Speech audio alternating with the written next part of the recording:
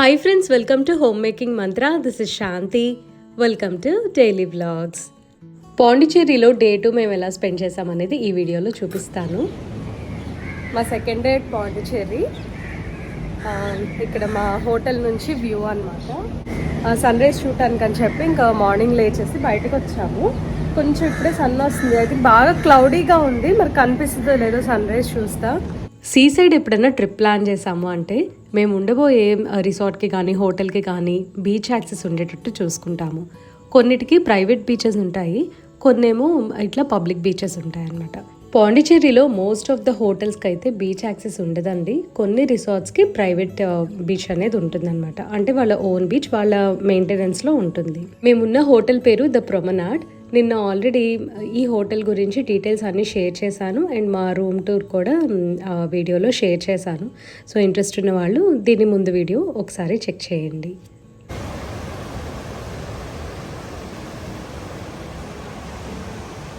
Beach దగ్గర sun rise చూడటము చాలా బాగుంటుందండి. ఎంత బ్యూటిఫుల్గా ఉంటుందో. ఇవాళ క్లౌడీగా ఉండటం వలన వాటర్ దగ్గర సన్ రైజ్ అయ్యే టైంలో కనిపించట్లేదు మనకి. కానీ క్లౌడ్స్ మధ్యలో ఆ కలర్స్ కనిపిస్తున్నాయి, చూసారా? చాలా అందంగా ఉంటుంది అసలు చూడటానికి. ఇలా క్లౌడీగా లేకపోతే వాటర్ని టచ్ అవుతూ అలా సూర్యుడు పైకి రావడం కనిపిస్తూ ఉంటుంది. అదైతే నేను ఎన్నిసార్లు ఎక్స్పీరియన్స్ చేశాను. చాలా బాగుంటుందండి.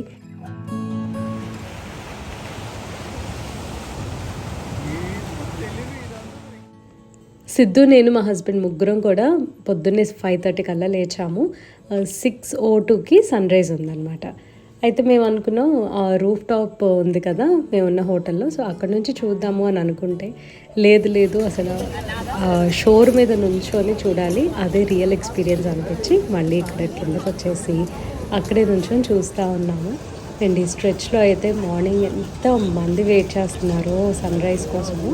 అండ్ లోకల్స్ చాలామంది అనుకుంటా ఫుల్గా వాకింగ్ చేసుకుంటూ ఉన్నారు. పెద్దవాళ్ళు అయితే వాళ్ళ గ్రూప్స్లో వాళ్ళు ఉన్నారనమాట, లైక్ ముచ్చట్లు ఆడుకుంటూ అట్లాగా. ఇక్కడ ఉన్నవాళ్ళు చాలా లక్కీ అనిపిస్తుంది. మనకేంటంటే సిటీలో కొంచెం క్రౌడ్ ఎక్కువయ్యి కాస్త ప్రశాంతంగా నడవడానికి, పీస్ఫుల్ ఎన్విరాన్మెంట్ని ఎంజాయ్ చేయడానికి అంత స్కోప్ అయితే ఉండదు. దగ్గరలో ఒక పార్క్ ఉందన్నమాట. అలా నడుస్తూ ఉంటే పార్క్ కనిపించిందని చెప్పి లోపలికి వెళ్ళాము. జస్ట్ చూద్దాం ఎలా ఉంది అని.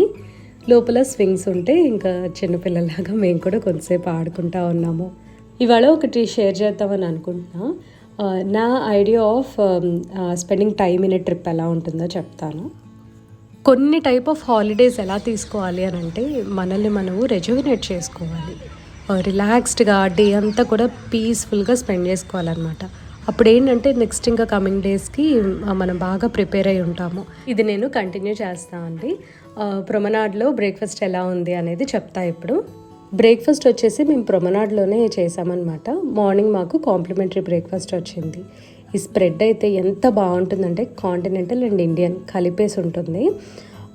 Wide variety of breads, desserts and మన సౌత్ ఇండియన్ టిఫిన్స్ అన్ని రకాలు ఉంటాయి, ఇంక్లూడింగ్ ఫ్రూట్స్, ఒక 2-3 రకాల fruit juices with detox water. అంటే జీరా వాటర్ ఇస్తారు.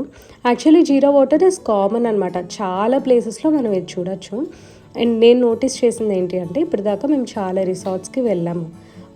అంటే like budget friendly and above budget friendly. So అట్లా అన్ని రిసార్ట్స్ కూడా నేను చూసిన తర్వాత నాకు ఇది చాలా బాగా నచ్చింది, వీళ్ళ బ్రేక్ఫాస్ట్ ఆప్షన్. మాకేంటంటే booking.comలో మేము బుక్ చేసుకునేసరికి కాంప్లిమెంటరీ వచ్చింది. అదే మనం త్రూ హోటల్ కానీ వేరే అదర్ ఏదైనా సైట్లో ద్వారా వెళ్ళాము అని అంటే కనుక బ్రేక్ఫాస్ట్కి ఒక 1000 రూపీస్ ఎక్స్ట్రా పే చేయాలి. ఐ డోంట్ నో పర్ గెస్టా లేకపోతే ఇద్దరికి ముగ్గురికి కలిపి 1000 రూపీసా నాకు ఐడియా లేదండి. బట్ వీళ్ళ బ్రేక్ఫాస్ట్ బ్రెడ్ అయితే చాలా ఎక్సలెంట్గా ఉంది. చాలా రకాల బ్రెడ్స్ ఇచ్చారు కదా, అందులో క్రోజాన్స్ ఇవన్నీ కూడా హౌస్ బేక్డ్ అనమాట. అంటే వాళ్ళ ఓన్ బేకరీలోనే చేస్తారు. కింద కిచెన్ ఉంటుంది కదా, సో అందులోనే బేక్ చేస్తారనమాట. కొన్ని విత్ ఎగ్ ఉన్నాయి, వితౌట్ ఎగ్ ఉంది, అండ్ చికెన్ సాసేజెస్ అని అట్లా ఇచ్చారు. సో దీనిలో టాప్ ఏంటి అంటే ఫ్రూట్ జ్యూసెస్ బాగున్నాయి. నెక్స్ట్ గ్రిల్డ్ టొమాటోస్ ఇచ్చారు, అదైతే ఎంత బాగున్నాయో టేస్ట్. తర్వాత చాలా రకాల క్రోసాన్స్, డోనట్స్ ఇవన్నీ కూడా మేము ట్రై చేసాము. వేరే రిసార్ట్స్తో కంపేర్ చేస్తే ఇది ఎందుకు బాగుంది అన్నానంటే దీంట్లో వైడ్ వెరైటీ ఆఫ్ కాంటినెంటల్ ఇచ్చారు మనకి. ఇప్పుడు మేము ఇంతకుముందు ఎంజిఎం రిసార్ట్కి వెళ్ళామన్నమాట చెన్నైలో. అక్కడ కూడా వాళ్ళు ఇంత వెరైటీ అయితే ఇవ్వలేదు. Just basic breads with cornflakes milk అంతే ఇచ్చారు. బట్ ఇక్కడ టోటలీ డిఫరెంట్ అనమాట. సో తప్పకుండా నేను వీళ్ళ హోటల్ అయితే రికమెండ్ చేస్తాను. ఎవరికైతే కాంటినెంటల్ చాలా ఇష్టపడతారో వాళ్ళు డెఫినెట్లీ ట్రై చేయొచ్చు. అండ్ మేము బ్రేక్ఫాస్ట్ చేసే టైంలోనే బాగా వర్షం పడుతుంది. ఒక్కసారిగా క్లైమేట్ అంతా చేంజ్ అయిపోయింది. బీచ్ దగ్గర వర్షము ఇట్లా చాలా రేర్ ఎక్స్పీరియన్స్ కదా, చాలా బాగుంటుంది. బాగా వాక్ చేసి బ్రేక్ఫాస్ట్ చేసి వచ్చిన తర్వాత కొంచెం పడుకొని లేచాను, చాలా హాయిగా అనిపిస్తుంది. ఇక వ్యూ చూపిస్తాను చూడండి ఒకసారి. ఇది మా రూమ్లోంచి వ్యూ అనమాట. పార్షియల్ బీచ్ వ్యూ కనిపిస్తుంది. చాలా బ్యూటిఫుల్గా ఉంది. కొంచెం కనిపిస్తుంది అనమాట. మేము ఓన్లీ 1 నైట్ స్టేనే ఉన్నామండి. ఎందుకంటే అంతకన్నా ఎక్కువ మేము తిరిగేది లేదు, చూసేది లేదు. జస్ట్ ఒక రిలాక్సింగ్ హాలిడే కోసం అని చెప్పి వచ్చాము మేము. సో ఇంకా మార్నింగ్ అంతా కూడా సర్దేసుకొని రెడీ అయిపోయి బయటకు వచ్చి కొన్ని పిక్చర్స్ అవన్నీ తీసుకున్నాము. ఇంకా ఆ రోజు అనుకున్నాం అనమాట, ఎక్కడికన్నా బయటికి వెళ్దాము. నాకు పాటరీ అంటే చాలా ఇంట్రెస్ట్. ఆర్ట్స్ అండ్ క్రాఫ్ట్స్ విలేజ్లో టెర్రకోటా అవన్నీ ఎలా చేస్తారు, లైక్ పెద్ద పెద్ద ఫిగరీన్స్ అవన్నీ ఉన్నాయి. సో అది చూడటానికి అని చెప్పి వెళ్దామని ప్లాన్ చేసుకున్నా. ఇంక ఈలోపు ఇక్కడ పక్కన సోనీర్ షాప్ ఒకటి ఉంది. సో అక్కడ ఏదన్నా తీసుకుందామా అని చూస్తున్నాను. ఇది యాక్చువల్లీ హై డిజైన్ వాళ్ళ హోటల్ అని చెప్పాను కదా, సో వాళ్ళదే అనమాట ఈ స్టోర్. ఇక్కడ high design bags and wallets ఇవన్నీ కూడా సేల్ చేస్తున్నారు. అన్నిటి మీద కూడా 10% ఆఫ్ ఉంటుంది. యాక్చువల్లీ బయట అంటే లైక్ మాల్స్లో అట్లాగా ఈ ఆఫర్ అనేది అవైల్ చేసుకోలేము అని అన్నారు. వీడియో స్టార్టింగ్లో చెప్పాను కదా, లైక్ హాలిడేస్ ఎలా స్పెండ్ చేస్తే బాగుంటుంది అని నా వ్యూ షేర్ చేస్తాను అని.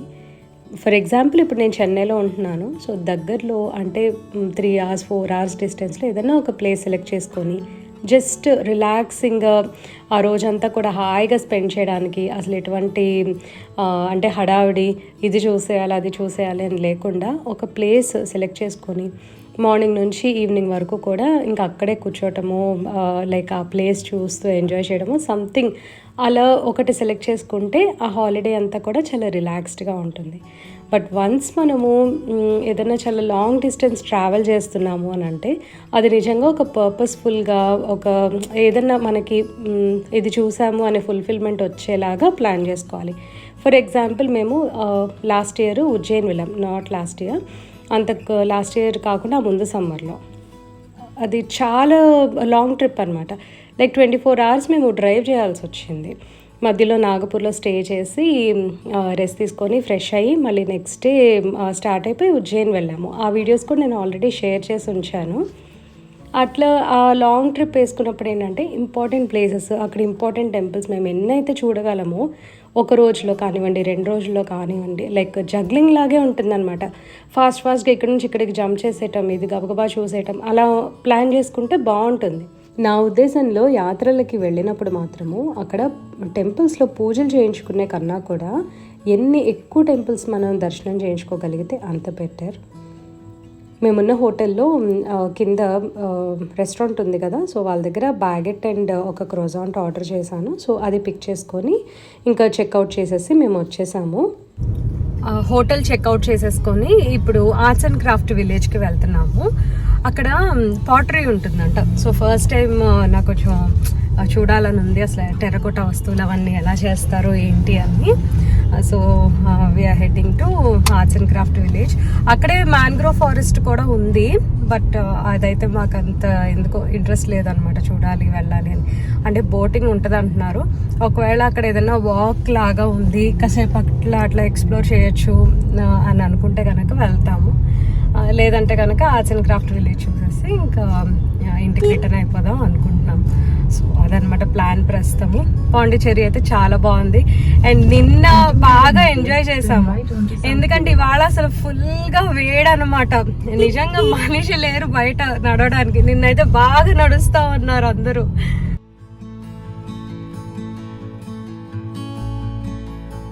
ఆర్ట్స్ అండ్ క్రాఫ్ట్స్ విలేజ్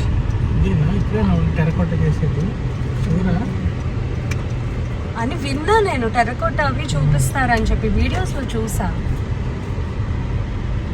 ఆ పక్కన ఏంటో అది హౌస్ లాంటిది, హోటలా, stay, dormitory block, I think స్టేన్ కూడా ఉంది అయితే ఇక్కడ.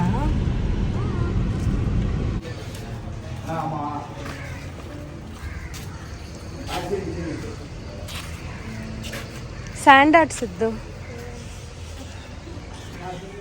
మేమున్న హోటల్ నుంచి ఈ arts and crafts village 15 minutes పడుతుంది. అంటే డ్రైవ్ చేసుకొని వచ్చాము మేము ఉన్నది ఏంటంటే వైట్ టౌన్ అనమాట. వైట్ టౌన్ అది ప్రొమనాడ్ బీచ్ అని అంటారు. ఇంకా అక్కడ నుండి 15 minutes డ్రైవ్ చేసుకుంటే ఆర్ట్స్ అండ్ క్రాఫ్ట్స్ విలేజ్ వస్తుంది. సో ఇక్కడ కూడా మనకు కొంచెం కన్ఫ్యూజ్ అవ్వకూడదు. మ్యాంగ్రోవ్ ఫారెస్ట్ బోటింగ్ అనేది ఇక్కడ కూడా ఉంటుంది. బట్ అన్ని చోట్ల ఆ సీనిక్ బ్యూటీ అనేది మనకు కనిపించదు. సో మ్యాంగ్రోవ్ ఫారెస్ట్కి వెళ్ళాలి అని అంటే మనం పిచ్చవరం మ్యాంగ్రోవ్ ఫారెస్ట్కి వెళ్ళాలి. అది చాలా బాగుంటుంది అనమాట. ఇక్కడ ఉంటాయి కానీ అంత నీట్గా ఉండవండి. సో కావాల్సిన వాళ్ళు ఏంటంటే ఇంకా మేము దూరం వెళ్ళలేము అన్న వాళ్ళు ఇక్కడే బోటింగ్ కూడా చేసేసుకోవచ్చు. ఇవన్నీ కూడా ఒరిజినల్ తోలుబొమ్మలు అండి. ఇంతకుముందు తోలుబొమ్మల ఆటలు అని చెప్పి పర్ఫామ్ చేసేవాళ్ళు కదా. సో వాళ్ళు ఓన్గా తయారు చేసిన జంతు చర్మంతో తయారు చేసిన అండ్ ఒరిజినల్ కలర్స్ అనమాట, వెజిటబుల్ కలర్స్ యూస్ చేస్తారు కదా. సో అలా తయారు చేసిన తోలుబొమ్మలు ఇవి 1700s నుంచి కూడా ఇవి తయారు చేస్తూ వస్తున్నారనమాట. సో అప్పుడు వాడేవి ఇక్కడ డిస్ప్లే చేస్తున్నారు. అంటే ఫ్యామిలీ హైయర్గా ఇదంతా కూడా చేస్తూ ఉంటారు కదా. సో లాస్ట్ ఆవిడ ఇంకా చనిపోయారనమాట.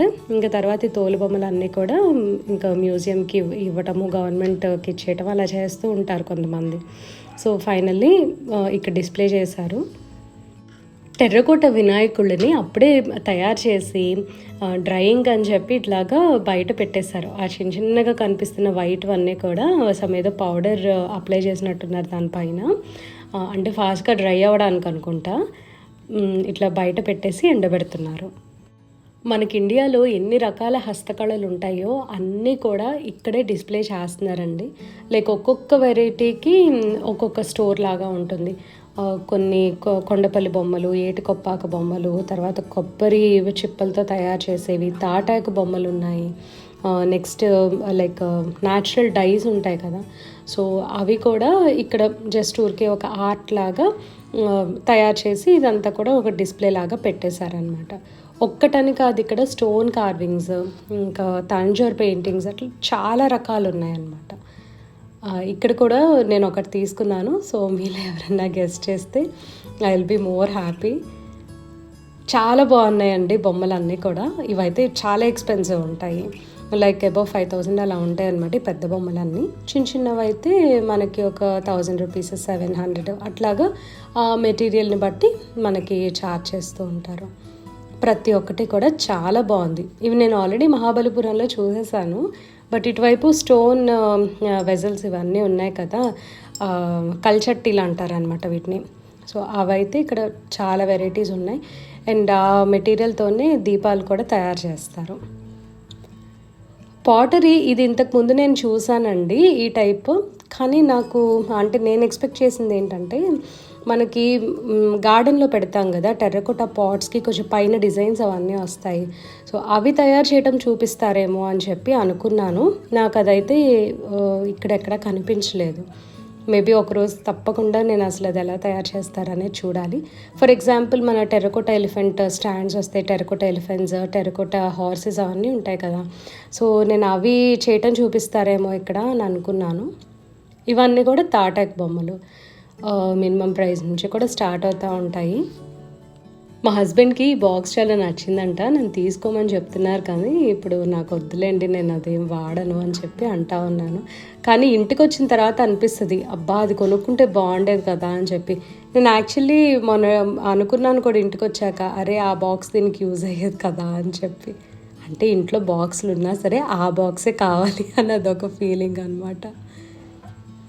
టెర్రకోట ఇవన్నీ కూడా ఇట్లా డిస్ప్లే చేసి ఉన్నారు. అంటే ఇవి ఎలా తయారు చేస్తారనేది మనకు ఆ మ్యానుఫ్యాక్చరింగ్ యూనిట్ అదంతా కూడా కనిపించలేదు. యాక్చువల్లీ ఒకటి ఉంది కానీ అదేదో సమ్ లోపల వాళ్ళు ఏదో వర్క్ చేస్తున్నారని చెప్పి మమ్మల్ని అలౌ చేయలేదు. మనకి కొన్ని విషయాలు తెలియదండి. మనం ఎంతసేపు కూడా ఎడ్యుకేషనల్ గానో స్పోర్ట్స్ గానో లైక్ ప్రైజ్ విన్ చేస్తారు అలా అనుకుంటాము. కానీ హ్యాండీక్రాఫ్ట్స్ వాళ్ళకు కూడా లైక్ ఇయర్ ఆఫ్ ద అంటే like best person of the year అని చెప్పి లేదా ఇందులో మాస్టర్ చేశారని అట్లాగా అవార్డ్స్ కూడా ఇస్తూ ఉంటారు. అండ్ గవర్నర్ కానీ ప్రెసిడెంట్ కానీ వీళ్ళందరూ కూడా వచ్చి విజిట్ చేస్తూ ఉంటారు, అవార్డ్స్ ఇస్తూ ఉంటారంట వాళ్ళకి. ఇప్పుడు నేను ఏదైతే స్టోర్లో ఉన్నానో ఆయన అవార్డ్ విన్నర్. ఇప్పుడు మీరు చూస్తున్న పెద్ద స్టాచ్యూస్ ఇవన్నీ కూడా మొత్తం అన్నీ టెర్రకోటా బొమ్మలే అనమాట. నెక్స్ట్ ఇదంతా కొబ్బరి చిప్పలతో చేసింది. ఇది కూడా చాలా మంచి ఆర్ట్ అండి అండ్ వెరీ ఎక్స్పెన్సివ్ కూడా. ఆర్ట్స్ అండ్ క్రాఫ్ట్స్ విలేజ్ అనేది జస్ట్ మనం ఏదో కొనుక్కోవడానికని కాదు, ఎడ్యుకేషనల్ పర్పస్గా ఉంటుంది. అంటే ఈవెన్ చెప్పులు కుట్టే వాళ్ళని కూడా చక్కగా మంచిగా ట్రీట్ చేశారంటే అది కూడా ఒక ఆర్ట్ లాగా భావించి అక్కడ డిస్ప్లే చేస్తున్నారనమాట. అంటే వాళ్ళు అక్కడే తయారు చేయటము, అక్కడే అన్ని డిస్ప్లే చేయటం అలాంటివన్నీ కూడా బాగా చూపిస్తున్నారు. ఆర్ట్స్ అండ్ క్రాఫ్ట్ అంటే ఏదో చిన్నపిల్లలు చేసేటట్టే మనం ట్రీట్ చేస్తాం, కానీ రియల్ లైఫ్లో మనం ప్రతిరోజు ఏదో ఒకటి చూస్తూనే ఉంటాము. సో ఇక్కడ వన్స్ వీళ్ళు డిస్ప్లే చేయడం స్టార్ట్ చేసిన తర్వాత అనిపించింది ఇవన్నీ రోజు మనం చూస్తున్నాం కదా ఎంత వాల్యుబుల్గా ఉంటాయి అని. ఎంత పెద్ద పెద్ద టెర్రకోటా స్టాచ్యూస్ అంటే అవన్నీ కూడా ఆల్మోస్ట్ మన హైట్లో ఉంటాయి. ప్రతి ఒక్క డీటెయిలింగ్ చాలా బ్యూటిఫుల్గా ఉంది. ప్రస్తుతం అయితే నేను ఇప్పటిదాకా చూసిన వాటిల్లో స్టోన్ కార్వింగ్స్, తర్వాత సిమెంట్తో చేసిన బొమ్మలు, ప్లాస్టర్ ఆఫ్ ప్యారిస్తో చేసిన పెద్ద పెద్ద బొమ్మలు అవే చూసాను, కానీ ఇట్లా టెర్రకోటా బొమ్మలు అయితే నేను చూడటం ఇదే ఫస్ట్ టైం అండి. ఇవన్నీ కూడా వాళ్ళు చేసేసి ఉంచారు కదా, లైక్ మోడల్స్ లాగా పెట్టుంచారు. ఎందుకంటే ఇప్పుడు రిసార్ట్స్ కానీ లేదా పెద్ద పెద్ద ఫర్మ్స్లో జస్ట్ డెకరేటివ్గా డిస్ప్లే చేసుకుందామని అనుకున్నప్పుడు వీళ్ళ దగ్గరికి వచ్చి నాకు ఇలా కావాలి అని ఆర్డర్ చేస్తారంట. సో అందుకని ఇవన్నీ కూడా డిస్ప్లే పీసెస్ లాగా ఉంచేశారు. అండ్ హిస్టారిక్గా ఎవరెవరు ఏంటి అనేది ఎక్కువగా ఇది తమిళ్ కల్చర్ కాబట్టి లైక్ ఈ స్టోరీస్ అన్నీ కూడా తమిళ్ వాళ్ళకి సంబంధించి ఉంటాయి. సో వాళ్ళకి క్యారెక్టర్స్ బాగా తెలుస్తారు. అండ్ ఇందులోనే గ్రామ దేవతలు కూడా ఉన్నారనమాట. అసలు ఒక్కొక్క డీటెయిలింగ్ చూస్తుంటే ఎంతో మెస్మరైజింగ్గా అనిపించిందోనండి. ఇంత బాగా ఒక ఆర్ట్ క్రియేట్ చేయగలరా అని చెప్పి. మ్యాంగ్రోవ్ ఫారెస్ట్ అని చెప్పాను కదా, సో ఇప్పుడే వెళ్తున్నాం అనమాట లోపలికి. మేము ఏదన్నా కొంచెం చూడటానికి బాగుంటే సరే బోటింగ్ అది చేయొచ్చు కదా అని. మాకైతే అస్సలు నచ్చలేదండి, ఇక్కడ బాగాలేదు. సో నేనైతే సజెస్ట్ చేయను. పిచ్చవరం మ్యాంగ్రోవ్ ఫారెస్ట్కి వెళ్తే మీకు లైక్ అసలైన సీనిక్ బ్యూటీ అనేది తెలుస్తుంది. కానీ ఇలా మ్యాంగ్రోవ్ ఫారెస్ట్ బోటింగ్ అనేది అక్కడక్కడ స్పాట్స్ ఉంటాయి. సో అన్నీ కూడా అంత బాగో అనమాట. సో మంచి చోటకి చూస్ చేసుకొని వెళ్ళండి. ఇదంతా కూడా వైల్డ్ లైఫ్ ఆర్ట్ అనమాట. ఫారెస్ట్లో కొంచెం డిఫరెంట్గా లైక్ మనకు కనిపించిన వైల్డ్ యానిమల్స్ ఉంటాయి కదా, దానికి సంబంధించి ఫిగరీన్స్ కానివ్వండి, పెయింటింగ్స్ అన్నీ కూడా ఇక్కడ డిస్ప్లే చేసి ఉన్నారు. ఈ పెయింటింగ్స్ అయితే నిజంగా మనం అనుకుంటాము ఫొటోస్ అని చెప్పి, కానీ లైక్ హ్యాండ్ డ్రాన్ పిక్చర్స్ అనమాట ఇవన్నీ కూడా. ఆర్టిస్ట్ని చాలా మెచ్చుకోవచ్చు, ఎందుకంటే రియల్గా అక్కడికి వెళ్ళి చూసి లేదా ఒక ఫోటో చూసి అసలు కరెక్ట్గా నిజంగా బర్డ్ ఎలా ఉంటుందో అలాగే డ్రా చేశారు. నాకైతే చాలా నచ్చింది, ఎందుకంటే నాకు కూడా ఆర్ట్ అంటే చాలా ఇష్టం. నేను అట్లీస్ట్ ఇందులో 10% కూడా వేయలేను. అందుకని నేను అంతసేపు నుంచి చూస్తూ ఉన్నాను ఎలా వేశారు, ఎంత బాగుందో కదా షేడింగ్ అంతా అని. ఇదంతా కూడా ఎడ్యుకేషనల్ పర్పస్కి లైక్ పిల్లలకి చాలా యూజ్ అవుతుంది. ఇవన్నీ చూసిన తర్వాత ఆల్మోస్ట్ 1 o'clock అట్లాగా మేము లంచ్కి వెళ్తున్నాము. నేను ఇప్పుడు ఒక విషయం చెప్తాను మీకు. మేము వైల్డ్ లైఫ్ ఆర్ట్ గ్యాలరీకి వెళ్ళాం కదా, అక్కడ వల్చర్స్ ఎక్కడెక్కడ ఉంటాయి అనేది ఒక మ్యాప్ లాగా పెట్టారు. అయితే జస్ట్ నేను చూస్తుంటే అక్కడ కన్సర్న్ పర్సన్ వచ్చి ఎక్స్ప్లెయిన్ చేస్తున్నారు అనమాట. వల్చర్స్ ఎండేంజర్ అయిపోతున్నాయంట. అది అసలు అన్బిలీవబుల్ అనిపించింది మాకు, ఎందుకంటే వల్చర్స్ని అసలు ఎవరు కూడా హంట్ చేయరు. వాటి వలన అంటే లైక్ ఇప్పుడు మనం డొమెస్టిక్ పర్పస్కి ఏది కూడా అది యూజ్ అవ్వదు కదా. అయితే అతను ఏం చెప్తున్నారని మా హస్బెండ్ ఒక క్వశ్చన్ అడిగారు. ఆయన చెప్పేటప్పుడు వల్చర్స్ అసలు అవి మనం హంటింగ్ చేయము, ఏమి చెయ్యం కదా, అసలు ఎలా ఎండేంజర్ అయిపోతున్నాయి అని చెప్పి అడిగారు. ఆయన చెప్పిన రీజన్కి నేను షాక్ అయ్యాను. ఇప్పుడు మన అందరికీ తెలిసిన నాలెడ్జ్ ఏంటంటే వల్చర్స్ ఆర్ స్కావెంజర్స్, అంటే they pray on dead animals. అవి చనిపోయిన జంతువుల్ని తింటూ ఉంటాయి అన్నమాట వల్చర్స్. సో వల్చర్స్ని తెలుగులో ఏమంటారు? డేగలు కదా, రాబందులు, వల్చర్స్ అంటే రాబందులు, సారీ. అయితే అవి ఫర్ ఎగ్జాంపుల్ ఇప్పుడు క్యాటిల్ చనిపోయినప్పుడు ఎక్కడో చోట బయట పడేస్తారు, అక్కడికి వచ్చి అవన్నీ తింటాయి కదా. ఇప్పుడు క్యాటిల్ అంటే ఏంటి, మన డొమెస్టిక్ పర్పస్ లో యూజ్ చేసేది. ఇవి లైక్ కౌస్, గోట్ అలాంటివన్నీ అనుకోండి. వాటికి ఇచ్చే ఫీడ్ ఏదైతే ఉందో అది ఆర్గానిక్ కాకపోతే ఆబ్వియస్లీ ఏంటంటే పెస్టిసైడ్స్ అలాంటివన్నీ మిక్స్ అవుతాయి కాబట్టి మన బ్లడ్ లో ఉండిపోతుంది కదా పెస్టిసైడ్ అనేది. ఆ చనిపోయినప్పుడు కూడా ఆ పెస్టిసైడ్ ఒక ఎఫెక్ట్ అట్లాగే ఉండిపోయి వల్చర్స్ అవి తిన్నప్పుడు అవి టాక్సిక్ అయిపోయి అవి కూడా చనిపోతున్నాయి అంట. కొన్ని ఇప్పుడు ఎండేంజర్ అయిపోతున్నాయి, అంటే అవి ఆల్మోస్ట్ వాటి సంఖ్య తగ్గిపోతుంది అని చెప్పి ఆయన చెప్పారు. వల్చర్స్ ఎఫెక్ట్ అవుతున్నాయి అంటే ఇంకా ముందు ముందు మన పరిస్థితి ఏంటనేది సీరియస్లీ అర్థం కావట్లేదు. కంప్లీట్ ఆర్గానిక్ ఫార్మింగ్ అని చెప్పి మనం నమ్మి తీసుకుంటున్నాం, బాగానే ఉంది. కానీ ఆ ఆర్గానిక్ ఫార్మింగ్ లో కూడా నిజంగా ఆర్గానిక్ మెటీరియల్ యూజ్ చేస్తున్నారా లేదా ఏదన్నా కెమికల్స్ పెస్టిసైడ్స్ కలుస్తున్నాయా అనేది అదొక పెద్ద క్వశ్చన్ మార్క్. ఇంకా మనం చాలా చేంజ్ అవ్వాలి. ఇదంతా కూడా ఎకోసిస్టమ్ మీద ఎలా ఇంపాక్ట్ చూపించబోతుందో అనేది అది అసలు ఎవరని చెప్పలేము, ఎవరం గెస్ట్ చేయలేము. మన పని అయిపోయిందని మనం అనుకుంటాం, కానీ వాట్ నెక్స్ట్. ఇప్పుడు మేము ఎవరితో అయితే మాట్లాడామో ఆయన ఒక ఐ థింక్ ఫారెస్ట్ డిపార్ట్మెంట్కి కన్సర్న్ పర్సన్ అయి ఉంటారు. ఎక్కడెక్కడైతే ఎకో సిస్టమ్ని కన్జర్వ్ చేసే లైక్ ఎకో పార్క్స్ లాగా స్టార్ట్ చేశారో మాకు చెప్తున్నారు. వీఆర్ ఫ్రమ్ ఆంధ్ర అని అనగానే మాకు we started at and eco park at Mangalagiri అని అన్నారు. ఎయిమ్స్ హాస్పిటల్ దగ్గర ఉందంట అది. సో మీకు ఎవరికన్నా తెలిస్తే అది నాకు ఇన్ఫర్మేషన్ షేర్ చేయండి. నెక్స్ట్ టైం నేను తప్పకుండా దానికి వెళ్ళాలి అనుకుంటున్నాను. అండ్ నెక్స్ట్ గుంటూరు దగ్గర పేరేచర్ల దగ్గర కూడా ఒక ఎకో సిస్టమ్ అనేది, ఒక ఎకో పార్క్ అనేది స్టార్ట్ చేశారంట. ఆయన చెప్తుంటే నాకు చాలా ఇంట్రెస్టింగ్గా అనిపించింది. యాక్చువల్లీ నేను వింటా ఉన్నాను అండ్ నాకు స్ట్రైక్ అవ్వాలి వీడియో తీయాలి అని. ఆయనతో వీడియో తీపిస్తే అసలు ఆయన చెప్తున్నప్పుడు వీడియో తీస్తే చాలా బాగుండేది. ఆర్ట్స్ అండ్ క్రాఫ్ట్స్ విలేజ్ చూసుకున్న తర్వాత లంచ్కి అని చెప్పి మళ్ళీ వైట్ టౌనే వచ్చాము. విల్లా శాంతి అని చెప్పి ఒక రెస్టారెంట్ ఉంది. ఇందులో మల్టీ కుజిన్ అనమాట. ఇది కూడా కాంటినెంటల్ ఉంటుంది అండ్ ఇండియన్ కూడా ఉంటుంది. యాక్చువల్లీ చాలామంది ఇండియన్స్ వచ్చి ఇక్కడ లైక్ ఇష్టంగా తినటం అయితే నేను చూసాను. At the same time even whites కూడా చాలామంది వస్తూ ఉన్నారు. ఇది కూడా ఓల్డ్ ఫ్రెంచ్ హౌస్ అనమాట. దీని డైనింగ్ అయితే చాలా డిఫరెంట్గా ఉంటుంది. అవుట్డోర్ డైనింగ్ ఇదంతా కూడా కంప్లీట్లీ.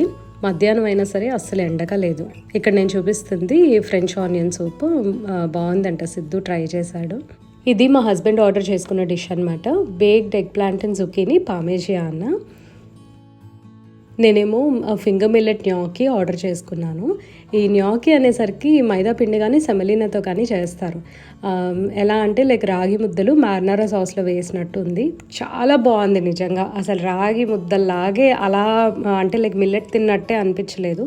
కాంటినెంటల్ ట్రై చేయాలి అంటే తప్పకుండా ఇక్కడికి రండి.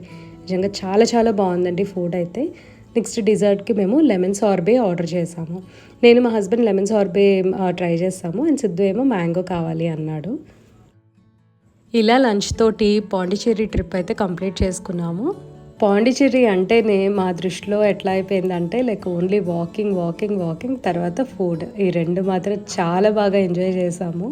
అండ్ నెక్స్ట్ కూడా మళ్ళీ ఎప్పుడెప్పుడు వద్దామా అన్నట్టుగా అనిపించింది అనమాట.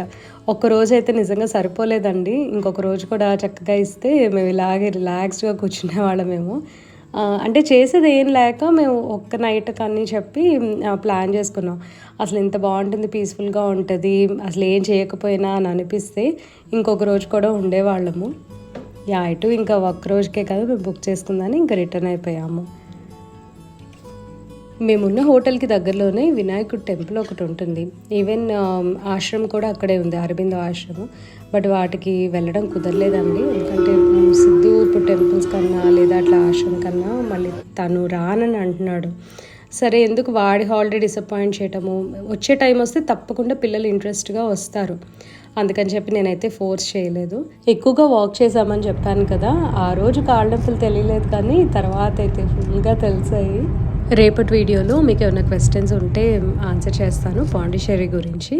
అండ్ అట్లాగే నా డ్రెస్ డీటెయిల్స్ నేను ఏమేమి తీసుకున్నాను అనేది కూడా తప్పకుండా షేర్ చేస్తాను. సో రేపు కూడా ఏంటంటే రెగ్యులర్ బ్లాగ్ రాదండి, పాండిచ్చేరికి సంబంధించిందే వస్తుంది. ఇదండి వాళ్ళ వీడియో. మీ అందరికీ నచ్చింది అనుకుంటున్నాను. నచ్చితే తప్పకుండా లైక్ చేయండి, కమెంట్ చేయండి, ఛానల్కి సబ్స్క్రైబ్ చేసుకోండి. Thank you for watching. Thank you for your time.